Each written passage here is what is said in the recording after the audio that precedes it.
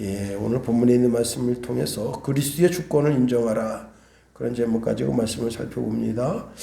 조선 후기에 박돌봉이라는 사람이 있었는데요. 이 사람은 궁궐에 이제 사용되는 뗄나무 또 수술, 김씨 집안의 노비로서 대주는 그런 아주 천출이었습니다. 그런데 태어나자마자 아주 머리가 영특해가지고 정말 남이 가르쳐주지 않았지만은 난 놓고도 기억자를 기억할 정도의 박식한 그런 사람이었습니다. 그 김씨 집안의 어린 도령이 글씨를 읽는데 하늘천 따지 가무련 이렇게 읽는데 그걸 듣고 또 그 도련님이 읽는 걸 이렇게 보고 도련님 이게 하늘천입니까? 그렇다 이놈아. 그냥 그 자리에서 한 번 보면 다 익었대요.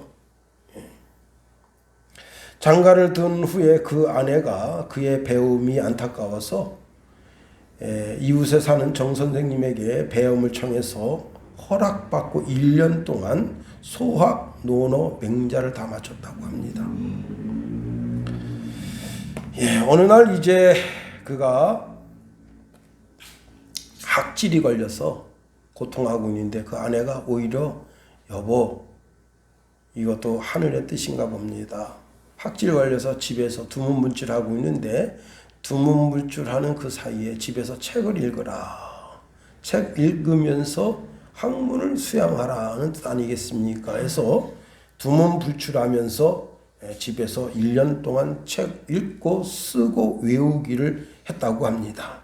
하루는 이제 아내와 함께 삼각산 백운대 중간에 있는 탕춘대에 빨래를 하러 갔는데 거기에 이렇게 오목 들어간 돌이 있어서 거기다가 먹을 갈고 그 다음에 평평한 돌에다가 글을 쓰는데 소학에서 배운 제사라는 글을 외워서 거기서 쓰고 마냥 즐거워하고 있는데 우연히 지나가던 판사 벼슬을 한 조씨 집안의 아들이 나들이 왔다가 그 벽에 써져 있는 글씨를 보았습니다. 이복의 자네는 무엇하는 사람인가? 그러니까 박돌몽이 천천히 일어나면서 저는 김씨 집의 종놈입니다. 그런데 자네 어찌 이렇게 큰 학문을 배웠는가? 그래서 그 사람이 박돌몽의 그 배움을 높이 사서 그를 노비를 쳐내주고 그리고는 궁궐에 형벌 집행을 관장하는 전옥서의 아전으로 삼았다고 하는 겁니다. 그가 끊임없이 배우고 노력하니까 하늘도 그를 도운 거예요. 하물며 우리는 하나님의 도우심을 입는 사람들 아니겠습니까? 하나님이 내 편이 되어주시고 내 뒷배가 되어주시고 내 앞배가 되어주시며 나를 쉴드 쳐주시는 분이시다. 그분이 나를 위해서 독생자 예수 그리스도를 보내서 구원해 주시고 하나님의 자녀 삼으시고 하나님의 나라를 상속할 상속자가 되게 하셨는데 바보 멍청구리가 돼서 하나님의 나라에 들어가는 것이 아니라 이 땅에 하나님의 지혜로 충만해서 최고의 지혜자, 최고의 지식 있는 자, 그런 자로 만들어서 하나님의 나라에 데려가기를 원하신다. 신명기 1장 11절 말씀에도 보면 너희 조상의 하나님 여호와께서 너를 현재보다 1000배나 많게 하시며 너희에게 허락하신 것과 같이 너희에게 복 주시기를 원하노라. 우리의 지식이 1000배, 우리의 지혜가 1000배, 우리의 물질이 1000배, 하나님 그렇게 되기를 원하신다는 사실입니다. 내가 지금 시작은 점점 미약하고 별 볼 일 없어요. 그러나 하나님이 더 풍성하게, 더 영광스럽게, 더 거대하게, 창대하게, 마침내 1000배나. 여러분 강원도 하천군 감동면 간청리 그 산골짜기에서 태어난 김용호가 하나님을 등에 업으니까 참 한 몇 년 전에 그 친구들끼리 모여가지고 이런저런 얘기하는데요. 여러분 배 타고 제주도도 못 간 분들도 있더라고. 아니 시대가 어느 시대인데. 예? 근데 자기가 그래요. 교회 권사님 되셨더라고. 근데 목사님 나는요 제주도도 못 가봤어요. 아니 놀러도 가지 않냐 그랬더니 저는 비행기 타는 게 그렇게 무서워요. 남편이 그 장사해서 돈을 많이 벌었대요. 근데 남편은 뻔질나면 해외로 골프 치러 가고 뭐 그런다는데 자기는 비행기가 너무 무섭대. 그래서 내가 아유 어떻게 사냐 그렇게 무서워서 천국은 어떻게 갈 거냐 그랬더니 그때 가봐야죠. 그 저기 어디 사냐면은 이제 포천에 사는데, 이야, 그냥 아유 이제 마음 넓게 놓고 절대 죽지 않아요. 비행기가 얼마나 안전한데, 걱정하지 말아요. 아니, 야, 아니 나이 쉬운 놈들로 비행기를 못 타가지고 제주도도 못 가봤다. 예, 참 약간 좀 곁길로 갔습니다만은, 예, 그 하나님 등이 없고 여기까지. 야, 중국을 내 집 안바당 처음에 막 갈 때 그냥 두려웠죠. 나중에는 그냥 담대하더라고요. 니들이 하려면 해봐라. 공안 애들이 뭐 쳐다보면 하려면 해봐라. 쳐다보면 나도 빨리 쳐다봅니다. 그러니까 얘네가 뭐라고 쫑알쫑알 대는데 내가 못 알아듣잖아요. 어? 못 알아들으니까 뭐라고 내가 한국말로 하면 걔네가 이렇게 말합니다. 뭐 도와드릴까요? 지도 알도 알아. 어? 뭐라고? 이게 물어보면 뭘 도와드릴까요? 허투루는 한국말로 합니다. 아이, 괜찮습니다. 감사합니다. 여러분, 이 설교를 준비할 때도 옆구리가 아파서 도저히 설교가 준비가 안 될 것 같아서 아침에 금요 설교 준비 마치고 주일 오후 설교를 준비하게 되니까 얼마나 또 감사한지 모르겠더라고요. 그때 그 순간 또 안 아팠어요. 참 이것저것 생각해보면 다 감사하고 감사한 것뿐입니다. 오늘 본문으로 가면요, 그리스도는 요한이 죽었다는 이야기를 들으셨습니다. 그때 배를 타고 건너편 벳세다 광야로 가셨습니다. 그때 수많은 사람들이 예수님을 따라서 벳세다 광야로 왔습니다. 그리스도는 아침부터 하나님의 나라 일에 대해서 이들에게 말씀을 전파하셨네요. 즉 복음을 전파하신 거죠. 그리고 저녁 늦은 시간까지 말씀을 전파했습니다. 그리고 이들 중에는 질병으로 고통당하는 사람들이 많습니다. 예수님께서 그들을 일일이 다 고쳐주셨어요. 그리고는 오늘 우리가 읽은 첫 단어 15절에 저녁이 됐다 그랬어요. 야, 저녁 시간이 되었다는 거예요. 그때 저녁 시간이 되니까 저녁 시간은 뭐예요? 이젠 해가 뉘엿뉘엿 서쪽으로 넘어가고 어둠이 그 벳세다 들녘을 싹 뒤덮는다. 그러니까 제자들이 기가 살았어요. 그래서 제자들이 그 상황의 주도권, 환경의 주도권, 말의 주도권을 자기들이 잡으려고 합니다. 그래서 이렇게 말하는 거예요.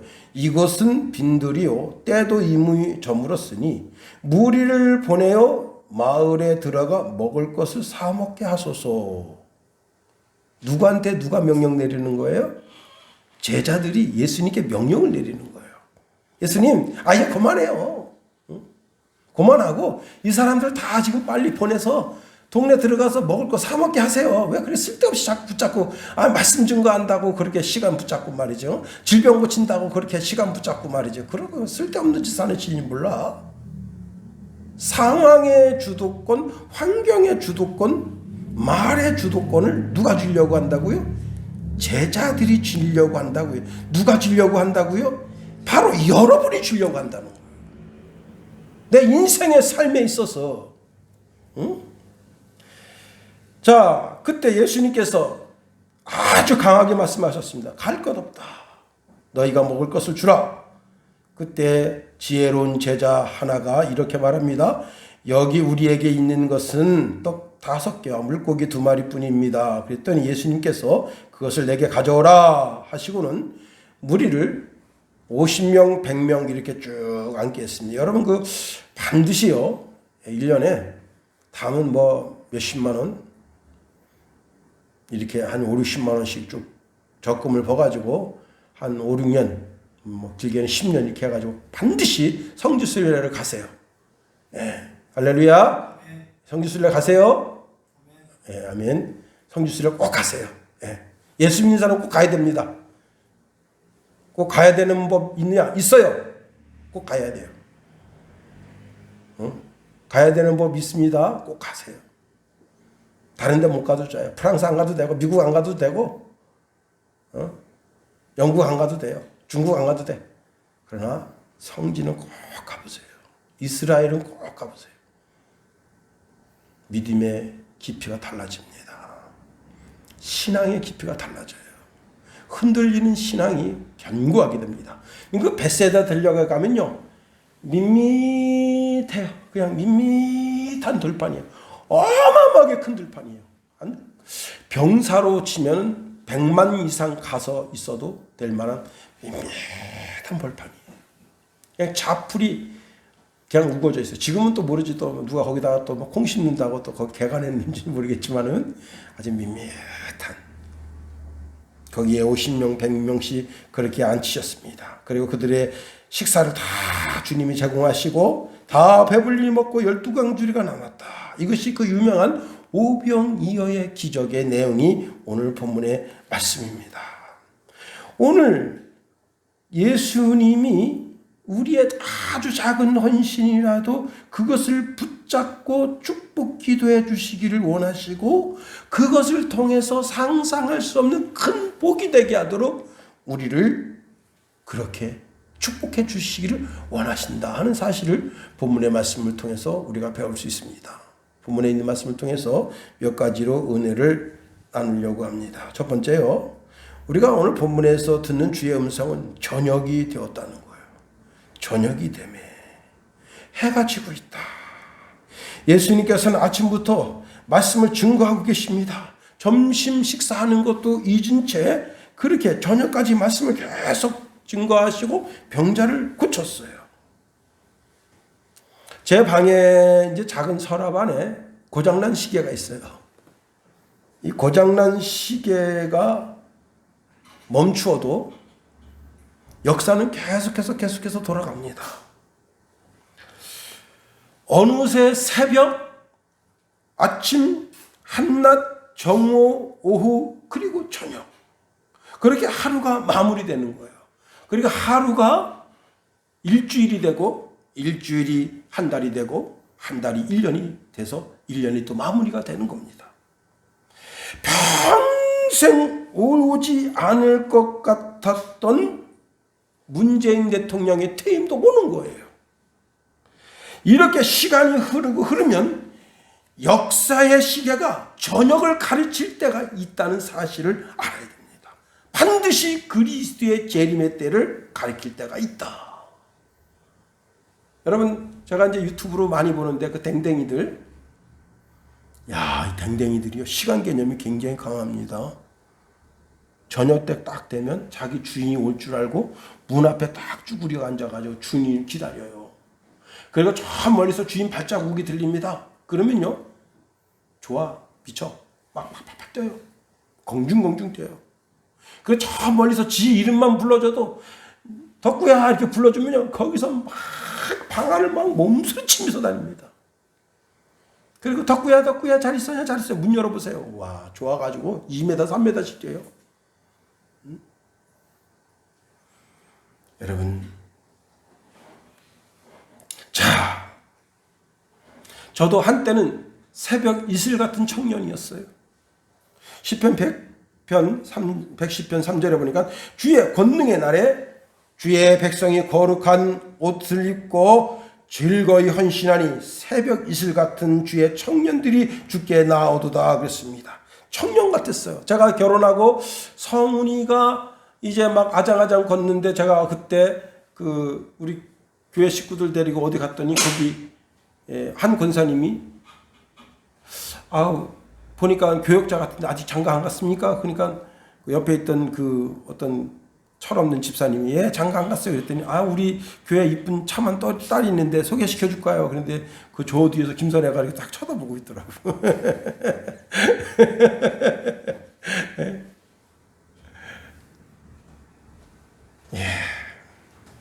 청년이 중년이 되고 중년이 노년이 되는 거예요. 우리 집 사람도요, 요즘 들어서 힘들어서 얼굴이 팍같이 옛날에는 몇 년 전만 해도 천사 같았어요. 내가 천사 데리고 사는구나. 근데 요즘은 딱 보니까 아줌마 티가 나요. 이렇게 해서 식당에서 이렇게 나와서 쭉 걸어가는데 보는데 얼굴이 참 많이 안 됐다. 김용호한테 시집 와가지고 개고생 많이 했구나. 자, 시편 이사야서 40장 6절에 보니까 말하는 자의 소리여 가로되 외치라 대답하되 내가 무엇이라 외치리까 가로되 육체는 풀이요 그 모든 아름다움은 들의 꽃과 같다. 여러분, 아침처럼 사시는 분들 곧 저녁 옵니다. 그리고 밤이 됩니다. 그러니 평생 예수님 모시고 비록 인간 겉껍데기는 늙어도 마음은 늘 아름다운 청춘으로 사는 그런 인생이 돼야 하는 겁니다. 시편 90편 12절에 보니까 우리 날 계수함을 가르치사 지혜의 마음을 얻게 하소서. 평생 후회하지 않도록. 우리가 본문에 있는 말씀을 통해서 참 깨달을 진리가 많은데요, 그리스도의 주권을 날마다 주권을 인정하며 사는 인생이 가장 아름다운 인생이에요. 어린 아기 때 그리스도의 주권을 인정하고, 학생 때 그리스도의 주권을 인정하고, 청년 때 그리스도의 주권을 인정하고, 장년 때 그리스도의 주권을 인정하고, 노년 때 그리스도의 주권을 인정하는 그 멋진 인생. 자, 15절에 보면 저녁이 되매라는 말은 저녁 식사 시간이 됐다는 거예요. 문제는 여기가 빈들이에요. 자, 빈들은요, 해가 빨리 집니다. 이러한 상황, 환경 속에서 이 상황의 주도권, 환경의 주도권을 지금 누가 쥐려고 하는가 하면 제자들이 쥐려고 하는 거예요. 그래서 이렇게 한 거예요. 여기 빈들이잖아요. 빨리 사람들을 보내서 마을로 들어가서 먹을 것을 사 먹게 하소서. 자, 이 말을 들으면요, 제자들이 무척이나 예수님을 생각해주고, 이 상황이나 환경 속에서 빨리빨리 대처하고 있다, 그렇게 느껴질 수가 있어요. 자, 이들이 예수님에게 항의하듯이 여기 빈들이에요. 먹을 것이 없어요. 그러면서 이 상황과 환경과 말의 주도권을 제자들이 탁 잡으려고 하는 겁니다. 벳세다 들녘. 사실 요한은 이 들녘에서 메뚜기와 석청을 먹고 살았습니다. 출애굽하던 사람들은 하나님의 간섭이 없었으면 다 굶어 죽을 수밖에 없었어요. 그러나 하나님께서 그들을 40년 동안 만나와 메추라기를 먹여 주셨다는 사실을 기억해야 됩니다. 그 다음에 이들이 예수님께 항의하듯 하는 것이 때가 이미 저물었어요. 오늘따라 왜 이렇게 늦게까지 말씀 전하시는 거예요? 눈치도 없이. 자, 빨리 이 사람들을 다 마을로 보내서 먹을 것을 사 먹게 해야죠. 마치 예수님에게 가르치듯이 말했습니다.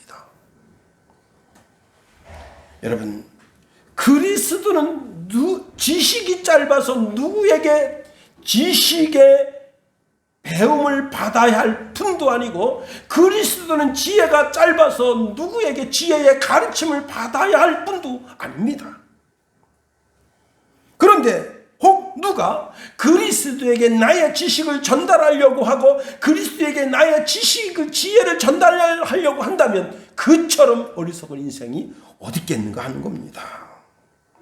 그런데 그럼에도 불구하고 오늘 제자들은 그리스도에게 자기 지식을, 자기 지혜를 전달하려고 하는 거예요. 하나님께 대하여 나와 하나님과의 인간관계 속에서 하나님이 하나님 되심과 내가 하나님의 자녀된 관계, 하나님이 왕 되심과 내가 그의 백성된 관계, 하나님이 나의 주 되심과 내가 그분의 종된 관계, 하나님이 나의 선생님 되심과 내가 그분의 제자된 관계를 깨트리면 그건 더 이상 성도도 아니고 아무것도 아닙니다. 내 인생 속에서, 내 환경 속에서 이 관계를 깨트리면 안 돼요. 이 제자들이 이 한 구절 속에서 이들이 얼마나 엄청난 죄악을 저지르고 있는지를 알아야 됩니다. 그런데 그게 바로 나라고. 나와 하나님과의 관계가 주인과 종의 관계인데 주인과 종의 관계를 깨트리는 거예요. 이제는 내 인생에, 내 환경에, 내 삶의 주도권을 내가 주겠습니다. 당신은 좀 내 발 밑으로 내려와요. 아니 뭐 하려고 저녁 때까지 말씀 증거하고 계시는 거예요 지금? 정신이 있어요 하나님? 신경 좀 끄세요 좀. 이러고 달겨드는 게 오늘의 우리의 삶이라는 겁니다. 여러분, 그리스도의 주권을 인정하는 성도, 신앙인이 가장 지혜로운 신앙인이에요. 예수님이 이렇게 말씀하셨습니다. 갈 것 없다. 너희가 먹을 것을 주라.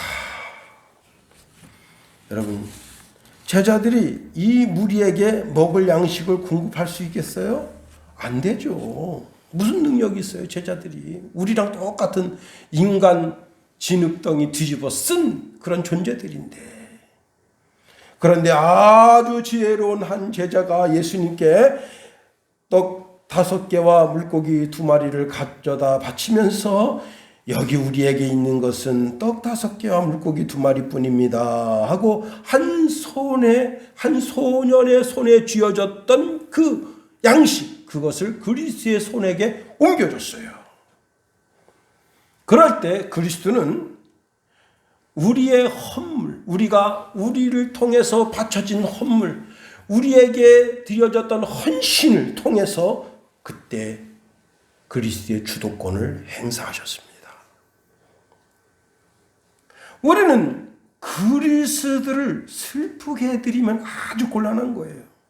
내 인생은 나의 것이라고 주장하면 그리스도의 모든 사역은 무효화됩니다. 그분의 주도권을 인정해 드려야 돼요. 이 한 소년의 착한 헌신, 그 헌신이 그리스도의 손에 닿을 때 그때 놀라운 기적이 베풀어진 것처럼 내 삶의 모든 삶의 헌신들이 그리스도에게 닿아야 되는 거예요. 나는 헌신을 받아 먹어야 될 존재가 아니라 내 헌신이 그리스도에게 바쳐져야 될 존재인 것을 알아야 됩니다. 내 비전이 그리스도에게 닿아질 때 그때 그리스도의 손에 받쳐진 나의 비전이 그리스도 안에서 새롭게 커져 가게 되는 거예요. 내 청춘이 그리스도에게 드려지면 그리스도의 손에 드려진 나의 이 청춘이 새로워지는 거예요. 베드로처럼 주는 그리스도십니다, 살아계신 하나님의 아들이십니다라고 고백할 때 저 갈릴리에서 그물이 다 던지던 그런 정말 철부지 같은 인생이 세계를 낚는 어부가 되는 역사가 있어지게 되는 거예요. 그리스도가 이렇게 말합니다. 그것을 내게 가져오라. 여러분, 뭘 가져오라고요? 그 헌신을 내게로 가져오라 하신 겁니다. 요한복음 6장 35절에 보면 예수께서 이르시되 나는 생명의 떡이니 내게 오는 자는 결코 줄이지 아니할 터이요 나를 믿는 자는 영원히 목마르지 아니하리니 주님께 오는 자는 육신의 양식을 풍성케 하시고 마음의 양식을 풍성케 하시고 영혼의 양식도 풍성케 하시는 분이시다. 그분은 우리를 굶겨 보내시는 일이 없다는 사실입니다. 주님은 우리의 영육간에 모든 양식을 풍성히 먹게 해주시는 거예요. 그리고는 그것을 가지고 그리스도께서는 축사하시고 이전 떼어주라 말씀하셨습니다. 잠언서 31장 10절, 14절, 15절에 보면 누가 현숙한 여인을 찾아 얻겠느냐 그 값은 진주보다 더하니라. 14절 상고의 배와 같아서 먼 데서 양식을 가져오며 15절 밤이 새기 전에 일어나서 그 집 사람에게 식물을 나눠주며 여종에게 일을 정하여 맡기며. 현숙한 여인이 누구냐? 그 가정에 모든 사람들에게 골고루 양식을 나눠주고 그 밑에 있는 종들에게 너는 이런 일을 해야 된다 하고 일을 시켜주는 그 사람이 현숙한 여인이라는 거예요. 마태복음 24장 25절 26절에 보니까 충성되고 지혜 있는 종이 되어 주인에게 그 집 사람들을 맡아 때를 따라 양식을 나눠줄 자가 누구냐.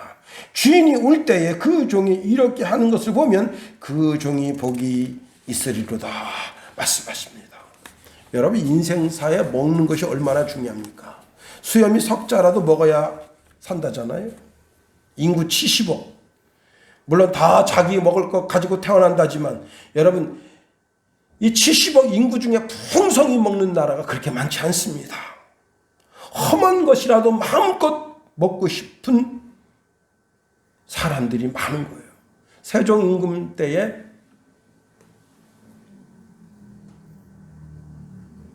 배움음 하는데 이 사람이 태어날 때부터 곱추였어요. 곱추. 배움이 굉장히 깊어서 그 배움이 정말 천재와 같은 그런 배움을 가지고 있는 그런 신하가 있어서 그 세종대왕이 그걸 아주 가까이 두었다고 합니다.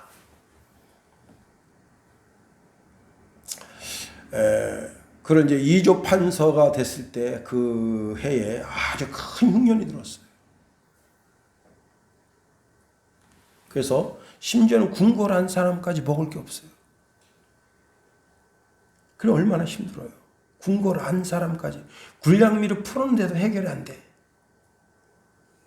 그래서 왕이 이제 이 오늘날로 말하면 장관님들이죠. 장관님들한테 어떻게 하면 이 문제를 해결할 수 있겠는가 했더니 그 등급은 이 곱추인 이 이조 판서가 자기 목숨 걸고 왕에게 간언했습니다. 왕이시여,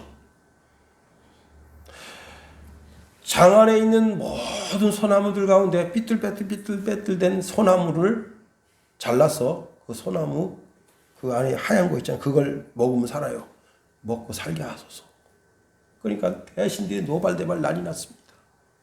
이런 천하의 역적 같은 놈이라고. 응?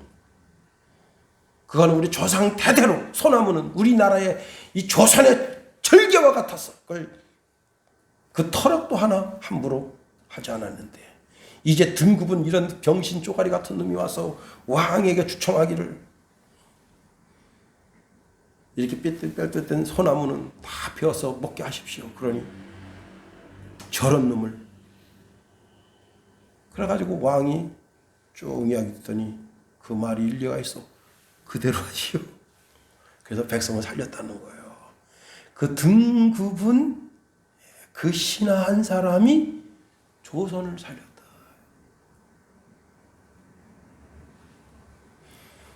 여러분 험한 것이라도 마음껏 먹고 싶어하는 그런 때가 있는 거예요. 한 주일학교 선생님이 애들한테 야 천국에 이만 이렇게 좋은 데야. 알았어. 예. 야 지금 당장이라도 천국 가고 싶은 사람 손 들어봐. 그랬더니 다 손 드는데 옆에 있는 애가 손을 안 드는 거예요. 선생님 깜짝 놀라서 왜? 너 지옥 가려고? 그러니까 아니 그게 아니고요. 엄마가요 저녁 때요 돈가스를 해준다 그랬는데 그거 먹고 가야죠 그랬다는 거예요. 예? 여러분 공자는 자기 집에서만 밥 먹었대요. 간디는 아침에 견과류만 먹고 땅콩, 아몬드, 호두 그리고 자기 건강을 지키기 위해서 부단히 노력했다고 합니다. 우리 주님께서는 그리스도를 의지해서 사는 모든 하나님의 백성들에게 때를 따라 돕는 은혜와 그리고 양식을 공급해 주시는 분이시다. 그리고 오직 그리스도가 나의 진정한 주, 진짜 주인님이시다라는 사실을 알아야 됩니다. 자, 오늘의 기적은 한 소년에 드려진 헌물에서 시작됐어요. 18절 말씀에 보면 이르시되 그것을 내게 가져오라 하셨습니다. 이 말은 뭐냐면 이제는 이 벳세다 광야에 굶주리고 있는 이 사람들의 일도 모든 문제를 내가 해결하겠다라고 하는 그리스도의 엄중한 자기 주권 선언이라 할 수 있어요. 자, 이 한 소년이 오병이어를 그리스도의 손에 드렸습니다. 그때부터 놀라운 일이 생기는 거예요. 그리스도는 기적의 창조자, 제자들은 그 기적의 분배자들이다. 그것을 내게 가져오라고 하는 것은 떡 문제만 주님께 가져오라는 것이 아닙니다. 내 인생의 모든 문제, 나도 내 자신도 해결할 수 없는 죄의 문제, 그 죄의 문제를 내가 지고 허덕이는 것을 그게 뭐가 됐든지 그리스도에게로 가져오라는 거예요. 마태복음 11장 28절에 보니까 수고하고 무거운 짐진 자들아 다 내게로 오라. 내가 너희를 쉬게 하리라. 시편 55편 22절에 보니까 내 짐을 여호와께 맡기라. 그가 너를 붙드시고 의인의 요동함을 영원히 허락지 아니하시리라 말씀하십니다. 내게 있는 모든 것을 아낌없이 그리스도에게 내어놓으라는 거예요. 내가 그리스도에게 아낌없이 드리면 그리스도에게서 기쁨이 오고 행복이 오고 즐거움이 오고 능력이 오고 내 삶의 은혜가 오는 거예요. 여러분, 우리나라 대통령이 우리나라 경제 책임질 수 있습니까? 민생 책임질 수 있나요? 아까 식사 시간에 저는 몰랐는데 박근혜 대통령 때 빚이 400조였는데 지금 뭐 1000조가 넘었다. 야, 1000조 국가 됐어요, 우리나라. 야. 저 북조선에 있는 김일성이가 인민들에게 약속하기를 여러분, 내가 쇠고기에 하얀 이밥 먹게 해주가시오. 그 약속을 아직도 못 지키고 있다. 참 종북주의자들 참 불쌍해 죽겠어요.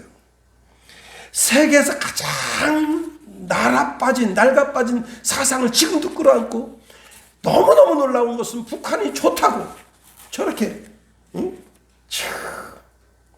대한민국 지적 수준이 이렇게 되게 높은 줄 알았더니 이렇게 떨어지는, 야, 참 불쌍한 거예요. 종북좌파도 참 놀랐습니다. 지금은요, 북한을 지금 이제 주적이라는 말 쓴다네요. 이거 얼마 전까지만 해도 북한 주적이라고 했다면 공무원 사회에서 매장당합니다. 평양에서 만들고 있는 저 핵폭탄이 우리하고는 아무 상관없는 줄 착각하고 있어요. 북한의 김일성 우상화 장소가 37,000개가 있대요. 야, 인간 우상이에요. 시편 16편 4절에 보니까 다른 신에게 예물을 드린 자는 괴로움이 더할 것이라. 나는 그들이 드리는 피의 전제를 드리지 아니하며 내 입술로 그 이름도 부르지 아니하리라. 여러분이 주님 앞에 내어드리는, 다 내게로 가져오라 말씀하실 때 주님 앞에 내어드릴 것이 무엇이 있겠습니까? 여러분, 11조도 주님 앞에 기쁜 낫으로, 감사 예물도 기쁜 낫으로, 내 찬송도 기쁜 낫으로. 러셀 코엔 목사님은 아주 부자 목사님이에요. 돈이 어마어마하게 많습니다. 근데 그 아들이 무신론에 빠졌어요. 남북전쟁이 일어났습니다. 병사로 징집됐는데 최전방에 가게 됐어요. 자기는 장관들을 모두를 컨트롤할 정도의 재력을 가진 사람이에요. 그럼 자기 아들 빼가지고 후방으로 좀 내주면 안 되겠어? 이렇게 할 수 있는데 그렇게 안 했다는 거예요. 최전방에서 열심히 싸우다가 남군의 총알에 여러 방 맞고 병원에 입원했습니다. 자, 그런데 여러분, 야전 침대에서 치료받는 게 뻔해요. 거기서 거반 죽어. 이런 강원대학교 구급센터 그런 게 아니에요. 한림대학교 구급센터가 그런 게 아니야. 야전병원은. 예, 그냥 이게 총알 딱 맞죠? 그러면 그냥 그 자리에서 배를 갈라요. 왜? 총알 빼내야 되니까. 그리고 이게 막 피나는 데를 막 꼬매요. 대충. 왜? 그렇게 해서 피가 멈춰야 되니까 살지. 그런데요. 자, 근데 그 아들이 죽어갑니다. 민간 병원으로 충분히 옮길 수 있었는데 그렇게 하지 않았어요. 그 죽어가는 찰나에 그가 다시 그리스도를 영접하고 주여 저를 살려주옵소서 할 때 아버지가 그때 거기서 그 병원에서 빼내줬다는 거예요. 이 러셀 코엔 목사님이 템플교회를 세우고 거기서 목회를 하는데 하루 저녁에 이렇게 우리처럼 오후 찬양 예배를 드리는데 목사님이 문득 설교하면서 이렇게 말했대. 여러분 평생도록 월급 받아서 11조 한 번도 빼먹지 않은 분들 손 들어보세요. 야, 6명 손 들었습니다. 6명. 여러분 이제 나이 한 50, 60 정도 됐을 때 목사님이 여러분 평생도록 11조 한 번 빼먹지 않은 사람 손 들어보세요. 그러면 딱 들어야 돼. 한 번도 주인을 어긴 적 없는 손 들어보세요. 딱 들어야 돼. 애 낳냐고 병원 간 건 어쩔 수 없지. 응? 그건 더 큰 축복이니까. 6명 손 들었대요. 그래서 그 6명을 전부 강대상에 세워서 간증하게 됐어. 11조 드리니까 어떤 복을 받았습니까? 다 복 받았는데 한 사람만 복을 못 받았어.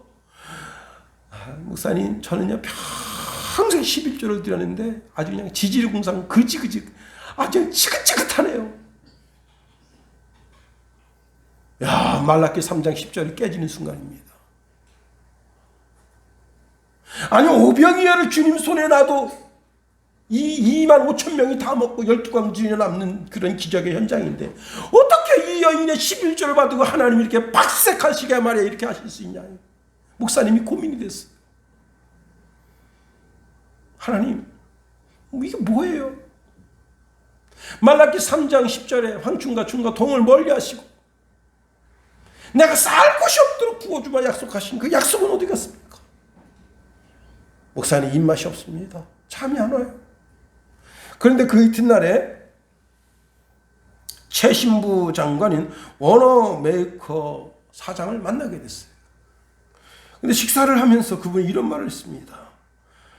목사님, 우리 회사가 이런 제도를 만들었습니다. 우리 회사에서 열심히 일하고 은퇴하는 분들에게 은퇴 후에 노후가 걱정이 되지 않도록 우리 회사에서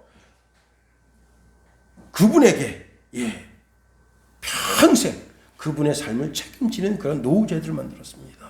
그런데 그 첫 번째 수혜자가 바로 이분입니다 하고 이름을 딱 대주는데 어제 6번째 목사님 나 평생 11조를 바쳤는데 정말 그냥 아주 그냥 우리 삶이 그냥 그랬던 바로 그 집사 남편이었어.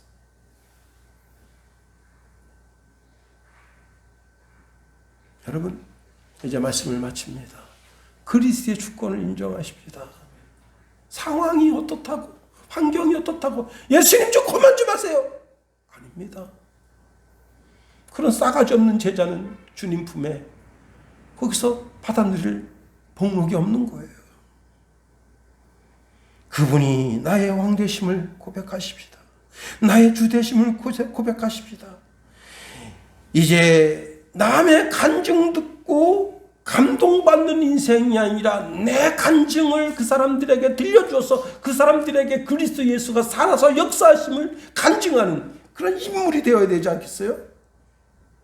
오늘 이 오병이어를 바친 이 소년, 와, 평생에 내가 말이야 그 베세다 들녘에서 오병이어를 바쳤잖아.